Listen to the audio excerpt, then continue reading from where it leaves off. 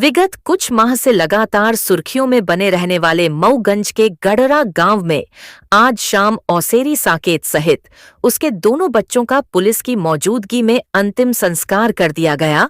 पहले तो मृतक के परिजनों ने मृतकों का अंतिम संस्कार करने से मना किया और पूरे मामले की जुडिशियल इंक्वायरी कराए जाने की जिद पर अड़ गए। पुलिस और प्रशासन द्वारा लगातार दी जा रही समझाइश के बाद जब कलेक्टर संजय जैन ने पूरे मामले की न्यायिक जांच कराए जाने का प्रस्ताव शासन को भेजने का आश्वासन दिया, उसके बाद परिजनों ने तीनों शवों का अंतिम संस्कार कर दिया। इस दौरान विवादों के घेरे में रही एसडीओपी अंकिता सुल्याको को भी नवागत आईजी गौरव राजपूत ने आईजी कार्यालय संबद्ध किया है। मामले के संबंध में जानकारी देते हुए मऊगंज कलेक्टर संजय जैन ने बताया कि उनके द्वारा जल्द ही जुडिशियल इंक्वायरी का प्रस्ताव बनाकर शासन को भेजा जाएगा। उसके बाद शासन का जो भी निर्णय होगा उसके अनुरूप कार्रवाई की जाएगी। वहीं लॉ एंड ऑर्डर की कमान संभाल रहे मऊगंज के एएसपी दिनेश कुमार सोनी ने कहा कि किसी के साथ कोई अन्याय नहीं होने दिया जाएगा। पुलिस पूरे मामले की गंभीरता से जांच कर रही है।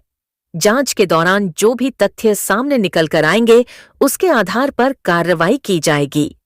परिजनों की मांग सीबीआई जांच और प्लस एसडीओपी का सबसे बड़ा मुद्दा था। एसडीओपी के कारण इतनी बड़ी घटना घटी, लेकिन एसडीओपी का न ट्रांसफर हुआ न सस्पेंशन हुआ और एसपी और कलेक्टर चले गए।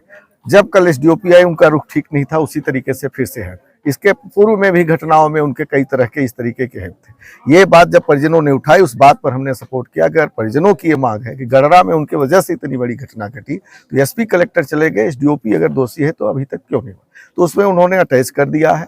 और सीबीआई की जांच और जुडिशियल जांच की मांग परिजनों के द्वारा थी और उसमें उन्होंने कहा है कि हम 3 दिवस के अंदर, 1 हफ्ते के अंदर इस पर हम प्रस्ताव भेज करके करवाने का पूरा प्रयास करेंगे और उन्हें आश्वासन दिया है। अगर नहीं करेंगे तो इस बात को हम लोग लेकर के आगे लड़ाई लड़ेंगे। ये बात परिजनों के माध्यम से जो आई उस पर हुआ और ये घटना पूरी तरह से विभत्स है और सिर्फ सीबीआई जांच, अन्यथा एसडीओपी का कोई सस्पेंशन, ये कोई मुद्दा नहीं है। हम समझते हैं कि इतनी विभत्स घटना के जिम्मेदार कौन है, ये घटना क्यों घटी। मैं समझता हूं कि यहाँ पर डीजीपी आए थे, यहाँ पर प्रभारी मंत्री आए थे, यहाँ पर सारा सिस्टम पूरा प्रशासनिक अमला था। इसमें सबसे बड़े मुख्यमंत्री मोहन सरकार जिम्मेदार है कि ये लगातार घटना। हम तो समझते हैं कि और आने वाले समय में लाशें निकलेंगी, यह क्षेत्र लाश उगलेगा, इसलिए कि इस गांव के पता नहीं कितने लोग भाग करके चले गए हैं और अभी तक उनका पता नहीं चल रहा, मुलजिम बनने के डर से। तो जो मुलजिम है, जो अपराधी थे, वो तो ठीक है, निर्दोष लोग पता नहीं कितने घर छोड़ करके चले गए हैं। इसकी मांग हमने व्यक्तिगत तौर पर की है कि शांति बहाल की जाए, लोग अपने घरों में आ सके, निर्दोष लोग। ठीक है, जो दोषी हैं उनके खिलाफ कार्रवाई होती है, वो होए, वो अलग विषय है। लेकिन जिस तरीके से प्रशासन ने और खासकर यह भारतीय जनता पार्टी की सरकार ने इतनी प्रताड़ना की है कि लोग अपना घर छोड़ करके भाग गए, लाशें उगलना शुरू हो गया, ये स्थिति। परिजन से कब तक पूरा किया? परिजनों की इसमें जुडिशियल जांच इंक्वायरी की मांग थी और उसमें चूंकि शासन को अधिकार है तो उसका हम प्रस्ताव भेज के शासन को रिक्वेस्ट करेंगे कि उसमें जुडिशियल मांग जांच कब तक पूरा किया जाएगा? अब हम तो प्रस्ताव जल्दी से जल्दी भेज देंगे, फिर शासन से आदेश को भी बात किया जा रहा था। तात्कालिक कार्य व्यवस्था के तहत उनको अभी आईजी कार्यालय में संलग्न किया गया है और फिर इसके बाद ये तो सब जांच के मैटर है, जांच जब होगी जब उसके बाद देखा जाएगा।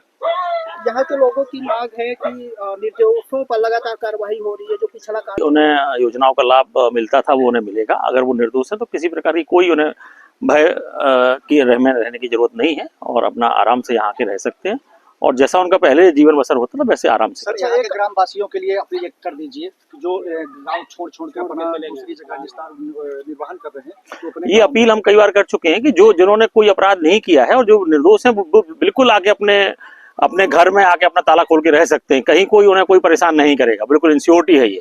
और उन्हें जो योजनाओं का लाभ मिलता था वो लाभ भी लगातार मिलेगा उनको। के लिए ऐसा संभव नहीं, क्योंकि यहाँ भी अभी सभी के पास मोबाइल है, ऐसा तो नहीं है किसी के पास मोबाइल है। परिजनों की मांग थी कि जो उनके यहाँ पर जो जिस तरीके से पहले जो गडरा की घटना हुई थी उसमें जो उनके द्वारा ये आरोप लगाया गया था कि पुलिस द्वारा उनके खिलाफ जो है व्यवहार ठीक नहीं किया गया था, तो उस संबंध में कार्रवाई चाह रहे थे वो, और उसमें सीबीआई जांच या जुडिशियल इंक्वायरी की बात कर रहे थे। उस संबंध में उन्होंने ज्ञापन दिया जो कि कलेक्टर साहब को दिया। कलेक्टर साहब उसमें आवश्यक कार्रवाई जो भी होगा करेंगे। और बाकी जो इस घटना का जो संबंध है, जो 3 डेड बॉडीज जो मिली है, और उसका अभी हमारी जांच चल रही है, और उसका हमने आज डॉक्टर्स की जो टीम के द्वारा वीडियोग्राफी के साथ उसका जो पोस्टमार्टम करवाया गया है, जिससे कि पूरी ट्रांसपेरेंसी रहे और बिल्कुल निष्पक्षता के साथ हम जांच करेंगे, और जो भी इसमें तथ्य आएंगे उसके आधार पर हम आगे कार्रवाई करेंगे। परिजनों का मांग था कि एसडीओपी मैडम को हटाया जाए। उनको पुरानी जो पहली जो घटना हुई थी उसके तहत उनके द्वारा जो कार्रवाइयाँ की गई थी उससे वो संतुष्ट नहीं थे, और उनके द्वारा लगातार ये शिकायत की जा रही थी कि उनका जो व्यवहार और उनकी कार्यशैली थी वो संतुष्टप्रद नहीं थी, ऐसे उनके आरोप थे। अभी उनके आरोपों के चलते अभी उनको पुलिस महानिरीक्षक रीवा जोन कार्यालय में उनको अभी अटैच किया गया है, और आगे जो भी होगा शासन निर्णय लेगा। Thank you. हेलो रीवा, कैसे हैं आप सभी?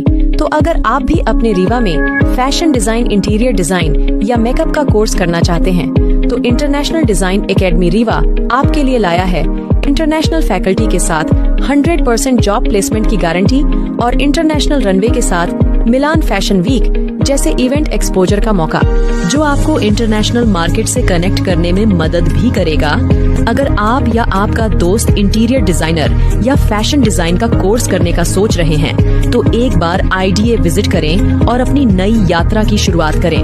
हमारा पता अंगिरा एम्पायर PK स्कूल के बगल में, प्रयागराज रोड, रीवा।